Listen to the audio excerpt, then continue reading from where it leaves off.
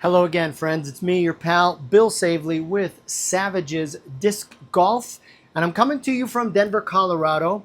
It's been a bit since I made my last video, and I've played a couple more times, and I just wanted to expound on that. So the first course I played after the last video I made, a course called Exposition Park. It's in Aurora. Now this park is part of a park district, little bitty tiny complex, and there's a giant pond in the center of the course. So there's like 5, maybe 6 holes that could possibly be affected by the pond just based on the location and how most people throw their discs. First time I played Exhibition Park, I threw my Volt into the lake. Didn't mean to. That's just where the disc went. It was about maybe 15 feet from shore. Lake is really murky. There was no chance that I was going to find it, so I chalked it up to a loss. I had a lot of problems trying to throw that disc anyway, so it was a custom stamp. It was my Frankenstein stamp. I was really bummed that I lost it, but I couldn't really throw that disc anyway yet, so I thought, all right, no big deal. And then I played Exposition Park again yesterday in the morning, and I lost my Underworld, my West Side disc Underworld. Now that's a disc that I keep in my bag if you've been paying attention. That's the disc I keep in my bag that's kind of, I don't really care if I lose this disc. This is one of those discs that I will throw on a hole if there is a large percentage of me losing that disc. So that's what I did yesterday, and I threw the most beautiful shot off the tee. It started to go out to the right, and I thought I had enough angle where it would carry back. Nope. It went out and then stabilized and then went further, and it went right into the center of the pond. Lost. So that pond now, in the 2 weeks that we've been here, has 2 of my discs. That's fine. Last night, I played in a glow disc league in Arvada, which is a cute little town a little bit northwest of where we are, but mostly west. And my goodness, absolutely phenomenal. I played with a local guy and then his buddy, and it was amazing. Absolutely amazing. I shot 6 under par on this course that's kind of similar to the course that I play in Berwyn, so I know I'm getting better. But here's the kicker. I'm always learning. I learned that out here in Colorado, because of the elevation, all of your discs, according to these guys that I played with last night, all of your discs are going to be more overstable.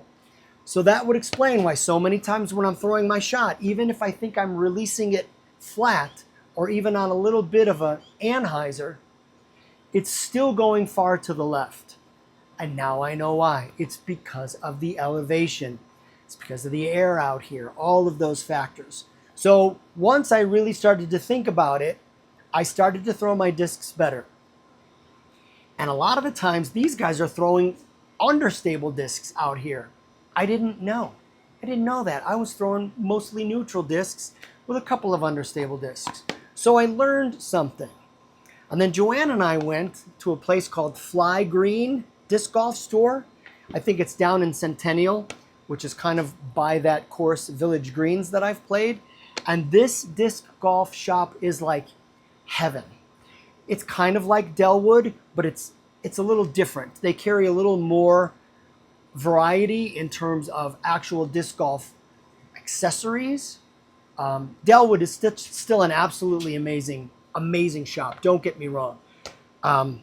But man, I got some really good stuff. So I broke my disc retriever while I was at Expo Park because I went into the creek, and when I tried to get my disc out of the creek by extending the pole, it's a metal, so it broke. So what I did yesterday is I bit the bullet. I bought the carbon fiber disc retriever. Got a little clip here that keeps it intact, but this thing is the 16-foot variety. So this suction cup, what you do is, let's say you lose your disc, Just like that. You just slap it on the disc and it'll hold. Slap it on the underside, it holds. You slap it in water, it's gonna hold. These things are great. And this thing is telescopic. And I learned even more about this because of how I saw my other disc break. So instead of just telescoping this thing all the way out, I'm trying to get it, unless it's absolutely necessary. What I'm gonna do from now on is I'm gonna put the thin, very flimsy part in so that I'm using the thicker, more rigid and more durable portion of the retriever to get the disc. Cool thing about this is it scopes right back in, and then you just clip this back onto the O-ring. And this thing, because it's carbon, it's super lightweight. So this thing fits in my bag. It's almost like it's not even there. Genius.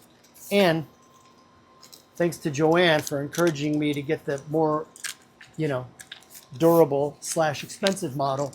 This one's going to be with me for a long time. Also, what I did is I replaced that Westworld disc with a used, a 168. This is in the Pro plastic. This is a Valkyrie. So this is a 9-speed. The Westworld was a 7-speed. But I'm much more confident with the Valkyrie. And since this thing was only like $8 used, I could throw a stamp on there when I get home.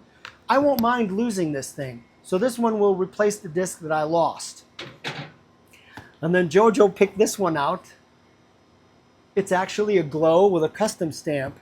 This is an Infinite Discs Anubis. I have an Anubis. It was one of the first discs I got off the internet. This is a very stable or very neutral. I think it's like 5500 or 55-11. So she liked the stamp. I got it. I had her sign it on the back. So every time I throw this disc, I will think of my amazing wife. And then I've always wanted a Destroyer. This will be a disc that I will graduate towards because it's a 12-speed. 12.5 - 1.3. So it's overstable. So this will be really good for distances with me on the forehand, but then also on the backhand, as long as I'm throwing it the right way. This is Calvin Heimberg's driver of choice. And look at I love the design. So this was another one that Joanne liked the design of this one, and I wanted a Destroyer, so I got it. Let me tell you more about the Disc League last night, the Glow League. So I think I'm playing okay, and I'm missing putts. I missed one, then I missed another one. Then I missed like a third. And they're birdie putts that I'm missing. So I'm keeping par, and then every now and then I would hit, and I would get a birdie. But I still kept missing birdie putts that I should have made. We get to hole number 14, I think. It's just me and these other two guys.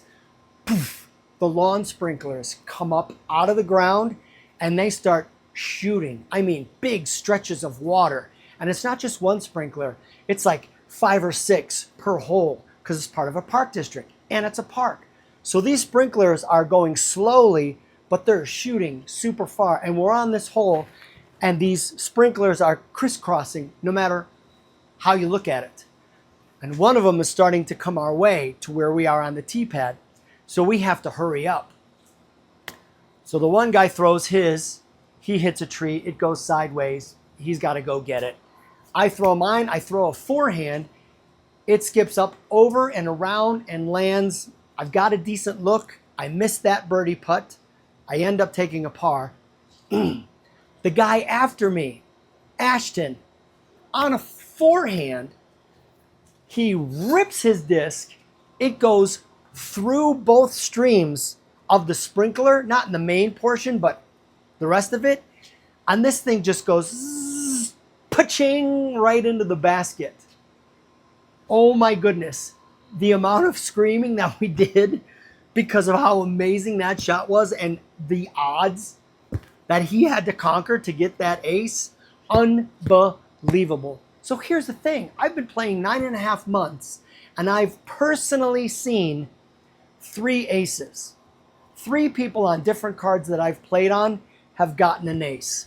The first ace was Joseph's in the Berwyn League on 2A, the elevated basket over the creek. He threw a Castoplast. I think he threw a Stig. And that thing just went right into the basket, but nobody saw it. All we did was hear it. Second time was hole 5 in Berwyn at Proska, and this dude threw a massive hyzer. I think he threw a Castoplast as well. And that thing skipped off the ground, went in backwards, and just pa-chink, no chains. It just went right into the basket. And then this one was just an absolute laser beam that just went on around and caught the chains. Couldn't believe it. And it was his first ace. So we were absolutely overjoyed. Everybody signed his disc. So I got a feeling that I'm due. I think before I hit 1 full year of playing, which will be October 1st, I will get my first ace. That's my prediction.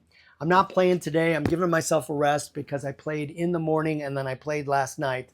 So I'm giving this old body, this shoulder, and then this forearm, giving it a rest. But I played really well last night. I threw my forehand really, really well. So I'm just feeling really good in general. The disc is coming out of my hand better. I'm working on my form. My form is getting better. And I really have a confident feeling that once I get back home to the Midwest, I'm going to really start to put up some better numbers. And I can't wait. So big thanks to my wife for some tremendous support where disc golf is concerned, especially out here in Colorado. And thanks to you for watching, for liking, subscribing if you do. It's free. And big shout out to the guys at Fly Green Disc Golf Store for all the goodies. That's it. I am hoping to film around when I get out to Village Greens, maybe Friday. So thanks for watching, and I will talk to you soon.